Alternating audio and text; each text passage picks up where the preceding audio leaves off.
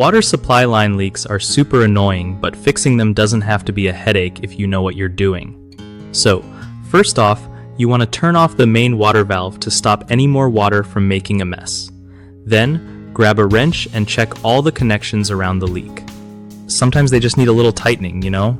If tightening doesn't do the trick, it's probably time to replace the washer inside the supply line because those little things wear out and cause leaks. When you're swapping washers or hoses, make sure you pick the right size and type for your setup. Using the wrong one can make things worse.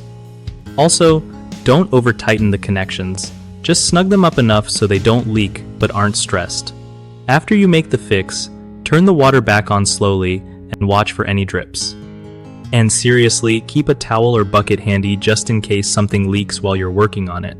Finally, if the hose looks cracked or super old, just replace it instead of patching it. You'll save yourself some stress down the line. One of the biggest mistakes people make with water supply line leaks is ignoring small drips, which can lead to bigger problems like water damage or mold growth.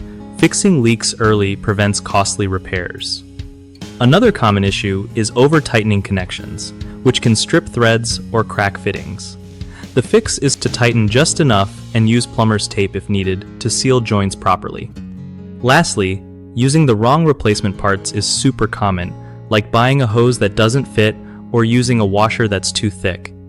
Always double-check sizes and compatibility before buying new parts so everything fits right and stops leaks for good. BigHomeProjects.com is awesome because it helps homeowners find trusted local contractors who really know their stuff when it comes to fixing leaks and other home issues. Plus, it's a great way for contractors to connect with people who need their services without wasting time chasing leads that go nowhere.